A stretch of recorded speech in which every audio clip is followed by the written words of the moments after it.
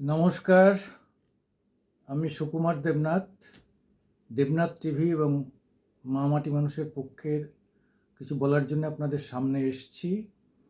আপনারা জানেন যে আজকে চতুর্থ দফায় যে ভোট হলো, তারপরে কিন্তু সমীক্ষকদের অনেকেরই চিন্তাভাবনা দফা হয়ে গেল। কেন? সবাই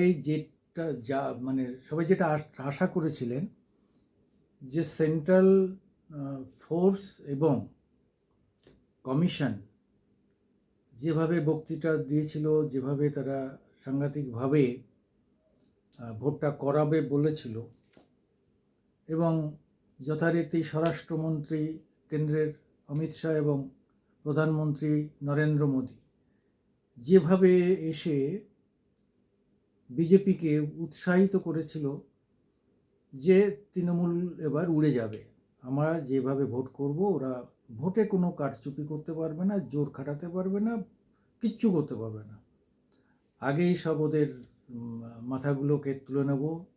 হ্যাঁ, ওদের যে যারা যারা বিভিন্ন জায়গায় বুথ দখল করে, ক্যাপচারিং করে, রিগিং করে, মানুষকে আটকায়, ইন্টিমিডেশন করে, এদের একদম সব তুলে নিয়ে একদম হাজতে ঢুকিয়ে দিয়ে তারপরে ভোট করা হবে।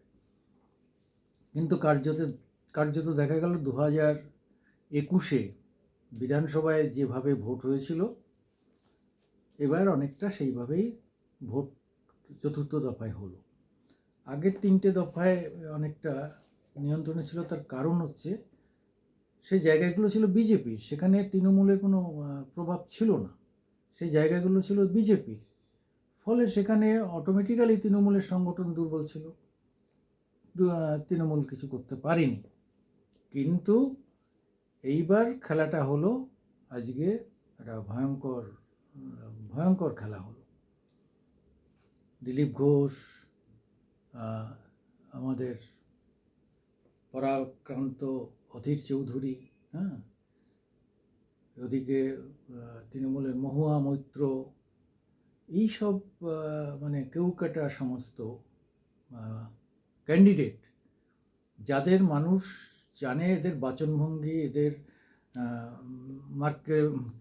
লড়কে লেঙ্গে পাকিস্তান, এরকম একটা ভাব, এই যে একটা অ্যাটিটিউড এদের মধ্যে, যাতে সবাই এদের খুব মহাবলী প্রার্থী ভাবেন।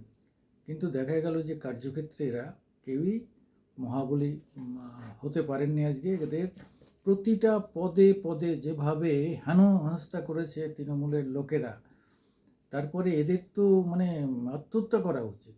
এরা যা বলেছে সবটাই ভুলভাল। হ্যাঁ, এদের ছাড়াতে না এসছে পুলিশ, না এদের সিকিউরিটিরা কিছু একটা করতে পারছে, না পারছে, আর সেন্ট্রাল এদের তো পাত্তাই নেই। নির্বাচন কমিশন তো কুইক রেসপন্স টিম রেখেছে, তারা কুইক রেসপন্স টিমরা আসছে 3 ঘন্টা পরে। যেখানেই যাক তাদের 1 ঘন্টার মধ্যে পৌঁছানোর কথা। আর 1 ঘন্টা পৌঁছালে হয় নাকি? এক জায়গায় মারপিট হচ্ছে, 1 ঘন্টা ধরে মারপিট হলে মারপিট হয় নাকি? মারপিট হয় 10-15 মিনিটের জন্যে, তাতেই মেরে ধরে বোমা মেরে ছুরি মেরে চলে যায়, এই তো মারপিট। আর এরা রেসপন্স টিম 1 ঘন্টার মধ্যে যাবে। আরে তারপরে আরেকটা হচ্ছে যে যেভাবে সিসিটিভি করা আছে, সে তো একদম সেন্ট্রাল থেকে কমিশন দেখতে পাচ্ছে কোথায় কি হচ্ছে না হচ্ছে। তাদের লোকজন কি বসে বসে ওখানে ঘুমাচ্ছে, চা খাচ্ছে আর ঘুমাচ্ছে, তামাক খাচ্ছে আর বললাম না, তার চা খাচ্ছে আর ঘুমাচ্ছে। হ্যাঁ, তারা জানে না এখানে মমতা ব্যানার্জি এবং তার দলের সংগঠন কতটা শক্তপোক্ত, এবং তারা এই শক্তির দ্বারাই এখানে টিকে আছে। জনগণের ভোট দেবে না ঘাট ধরে ভোট নেবে। জনগণের আবার কি মূল্য আছে রে? এটা তো বামেদের শিষ্য, বামেদের অন্যতম শিষ্য হচ্ছে মমতা। বামেরা যা করতো, তারা বেছে দেখে নিত যে এরা আমাদের ভোট দেবে না, তাদের বলতো বাড়ির থেকে বেরোবি না। আগে 2-3 দিন আগের থেকে যে শোড নিয়ে টেয়ে যে ভয় দেখিয়ে আসতো। তারপরে যদি বুঝতো যে এরা দোদুল্যমান, হ্যাঁ, তাদের একদম ধরে নিয়ে গিয়ে ভিতরে দাঁড়িয়ে থেকে ভোট দেওয়া হতো। আর যারা নিজেদের মানে কমিটেড ভোটার, তাদের সকালে সবার আগে ভোটটা করিয়ে নিত। এই হচ্ছে এদের কারবার। সে সময় অন্য কেউ আর লাইনে দাঁড়াতেই পারবে না। ভোরে উঠে খাওয়া দাওয়া বাদ দাও, আগে ভোট দিয়ে এসে তারপরে বাড়ি খাবে। এই যে প্রক্রিয়া, এই প্রক্রিয়াগুলোতে বামেরা চলতো, তৃণমূলও তাই চলে। এই জন্যে ৭৭টা সিটেই থেমে যেতে হয়েছিল 2021-এ। ওই যে পিকে কি বললেন যে 100-র উপরে পাবে না, মানে মহান হয়ে গেছে, তার কথা খেটে গেছে, তা তো নয়। পিকে তো পরিকল্পনা করেছিল যে এই এই জায়গায় এদের ঢুকতে দেবো না, এদের ভোট লুট করবো। যেখানে খুব বেশি মুসলিম নেই, যেখানে সংগঠন দুর্বল, হিন্দু প্রধান এলাকা, সেই সব এলাকায় সুবিধা করতে পারেনি বলে ৭৭টা কোনো মতে পেয়েছে। তার মধ্যে অধিকাংশই হচ্ছে নর্থ বেঙ্গলের, যেখানে এমনিতেই তৃণমূল ভীষণভাবে দুর্বল। কাজেই এমন কিছু পিকে বলেননি যে 100-র উপরে গেলে আমি স্ট্যাটিস্টিক্স ছেড়ে দেবো। আরে বাবা, তার সেই তো স্ট্র্যাটেজি করছে, সে তো জানে আমি কোনটা দখল করতে পারবো আর কোনটা পারবো না। তাই সে বলে দিল 100 পাবে না। তো ৭৭-এ গিয়ে থেমে গেল, 23টা কম পেল। যাই হোক, সেই স্ট্র্যাটেজি তো এখনও একই চলছে। সিবিআই বহু লোককে 21-এ জেতার পরে বহু ঘরবাড়ি ভেঙেছিল, আগুন লাগিয়ে দিয়েছিল, বহু লোক পালিয়ে এখনও আসামে আছে। 9টার উপর ধর্ষণ হয়েছিল, মহিলারা ধর্ষণ হয়েছিল। সিবিআই কি তামাক খেয়েছে এত বছর ধরে?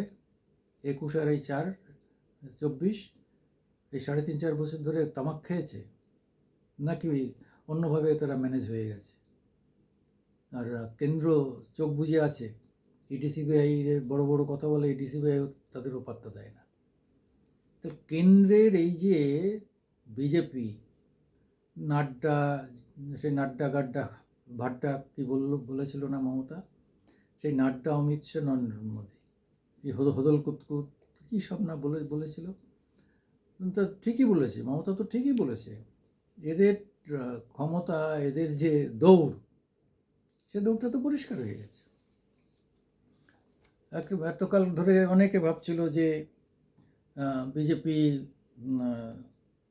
30টা 32টা পেয়ে যেতে পারে, 26-27টা। কলকাতা উত্তর বিজেপি পেয়ে যাবে, যাদবপুর পাবে, ডায়মন্ড হারবার পেয়ে যাবে, মথুরাপুর পেয়ে যাবে, বসিরহাট পেয়ে যাবে, বারাসাত পেয়ে যাবে, দমদম পেয়ে যাবে, বিষ্ণুপুর পেয়ে যাবে, বাঁকুড়া পেয়ে যাবে, পুরুলিয়া পেয়ে যাবে, মিদনাপুর পেয়ে যাবে, জয়নগর পেয়ে যাবে, ঘাটাল পেয়ে যাবে, কন্টাই পেয়ে যাবে, তমলুক পেয়ে যাবে, হুগলি পেয়ে যাবে, আরামবাগ পেয়ে যাবে। কোথায় পাবে? এর অধিকাংশ সিট পাবে না। যেভাবে ভোট হয়েছে, এই ভোট 1 তারিখ পর্যন্ত যে দেখবেন যে কিচ্ছু পাবে না।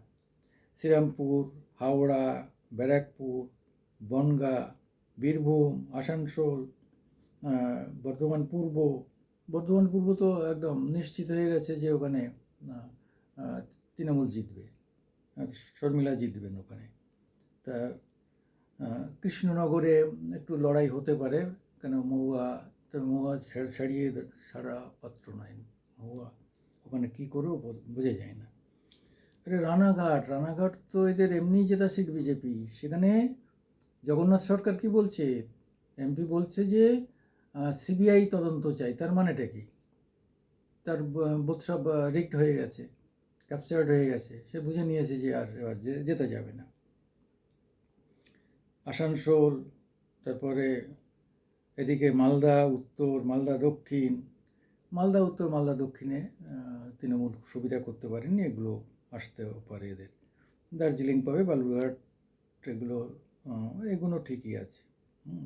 আর রায়গঞ্জ পেয়ে যাবে, জলপাইগুড়ি, আলিপুরদুয়ার, কোচবিহার, রানাঘাট এবার পাবে কিনা সন্দেহ আছে। আর যাদবপুরে কি হবে বোঝা যাচ্ছে না। যাদবপুর থেকে সায়নী বেরোবে না অরিন্দম গাঙ্গুলি বেরোবে, নিয়ে প্রশ্ন আছে। এবার অনেক জায়গায় দেখা গেছে যে সিপিএমের সঙ্গেও টক্কর দিতে হয়েছে তৃণমূল। সিপিএমের সঙ্গে ভালো টক্কর দিয়েছে। সিপিএমের লোক মারা গেছে, খুন হয়েছে। তার মানে কি, তারা রেজিস্ট করেছে।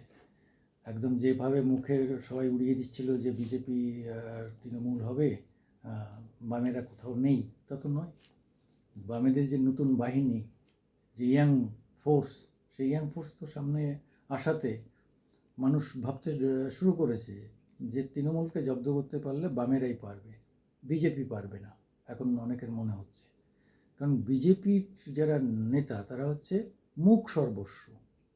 শুভেন্দু অধিকারীকে বাদ দিলে বাকি যারা আছেন তারা মুখ সর্বস্ব। তারা ওই মিডিয়াকে বড় বড় গরম গরম বাতেলা দেবেন, তাতেই ভাবছেন যে এই বাতেলাতেই ভোট হয়ে যাবে। ভোট স্ট্র্যাটেজি প্রথম, তারপরে সেটাকে এক্সিকিউট করা। প্রথমে আমাকে ভাবতে হবে এখানকার ভোটটা কীভাবে হবে, এই বুথের ভোটটা কীভাবে হবে, প্রত্যেকটা বুথের আলাদা আলাদা স্ট্র্যাটেজি করতে হবে। 1000 বুথ, তাই এদের তো 1000 বুথে 1000টা দেওয়ার মানে পোলিং এজেন্ট দিতে পারবে না, তো এরা কী করবে? প্রত্যেকটা বুথে আলাদা আলাদা স্ট্র্যাটেজি করতে হবে, তবেই ওয়েস্ট বেঙ্গলে জেতা যাবে। মনে রাখতে হবে যে সারা 31টা রাজ্যে কম বেশি ভোট হয়, আর একমাত্র ওয়েস্ট বেঙ্গলে আলাদাভাবে ভোট হয়।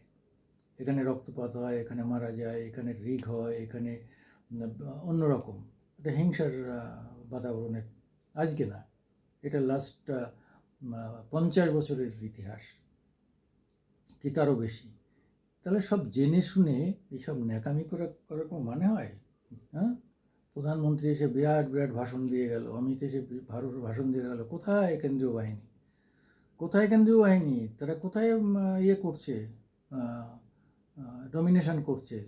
2-3 দিন ধরে বিভিন্ন এলাকায় ঘোরার কথা, কোথায়? কেউ নেই। তারা ভালো ভালো খাচ্ছে আর ঘুমাচ্ছে। এবং হতে পারে এই সাপ্লাইগুলো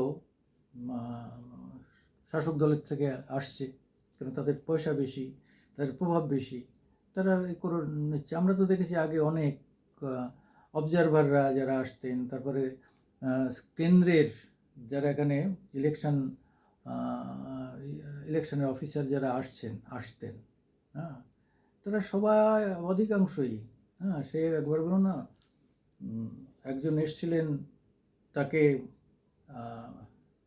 5 তারা হোটেলে 2জন নায়িকাকে দিয়ে, সিনেমার জগতের নায়িকাকে দিয়ে তার মানে কী আর বলা যাবে, তাকে খাইয়ে পরিয়ে বেশ ভালো করে মোহিত করে তাকে বোতলবন্দি করে এদিকে ইচ্ছা মতো ভোট করে দিয়ে তারা বেরিয়ে চলে গিয়েছিল। তার ফলশ্রুতিতে 2019-এ সেই 2জন, এটা 2016-র কথা বলছি, তার ফলে 2019-এ সেই 2জনকে এমপি করা হলো।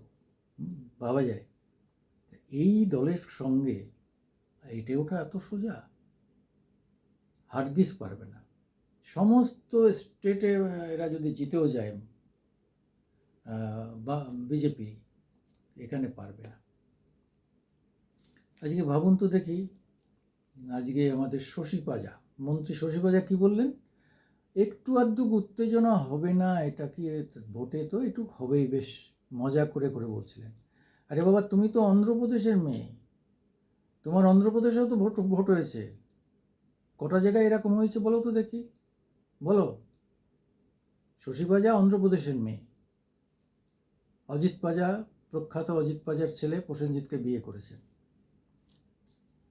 এখানে আরজি করে ডাক্তারি পড়াশুনো করেছেন।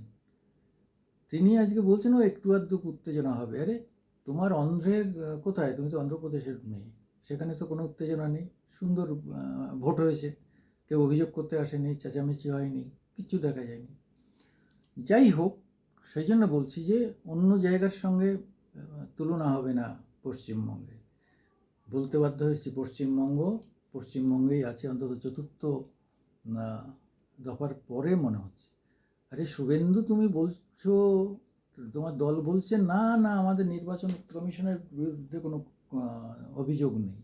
2021-এর পরেও একই কথা বলেছিলে, 2016-র পরেও একই কথা বলেছিলে যে আমাদের কোথাও কোনো অভিযোগ নেই, ওরা ঠিক কাজ করছে। কারণটা কি? তার মানে তোমরা পরবর্তী ফেজে তোমাদের লোকেরা যাতে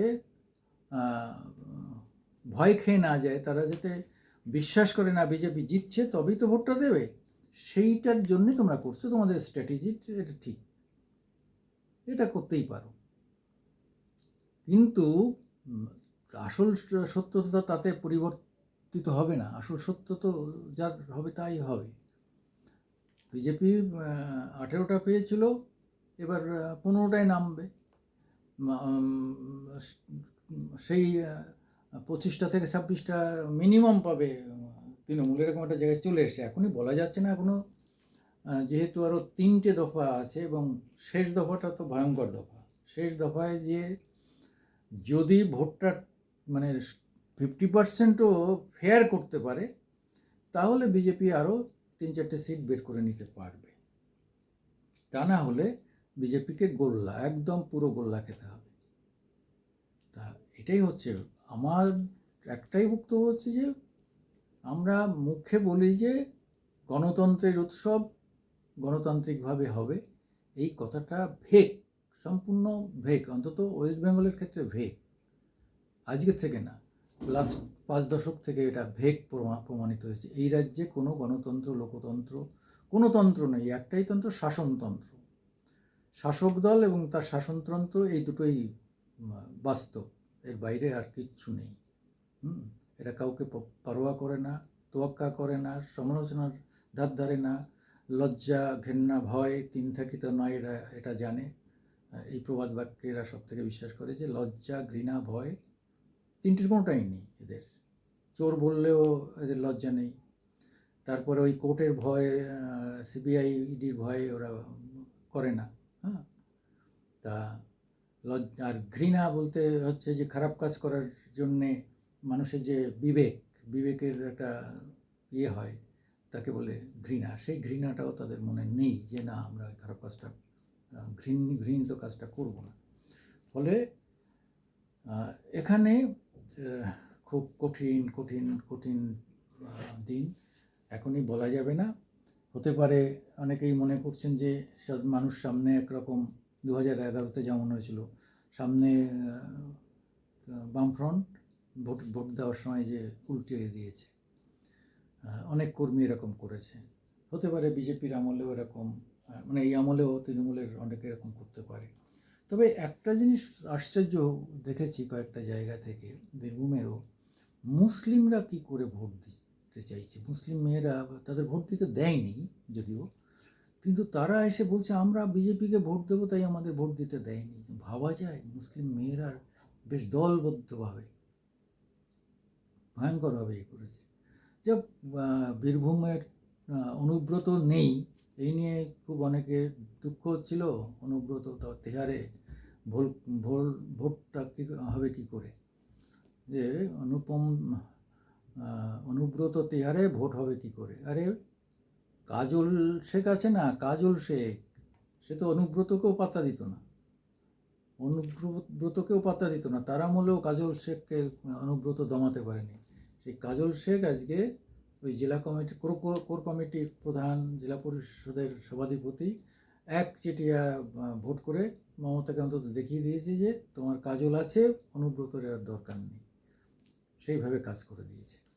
যাই হোক, সব মিলিয়ে দেখা যাক আমাদের আবার, আর পরের এপিসোডের জন্য আমরা প্রস্তুত হচ্ছি। যাই হোক, জয় জগন্নাথ। সুকুমার দেবনাথ আপনাদের কাছাকাছি, পাশাপাশি আরও আসতে চেষ্টা করছি।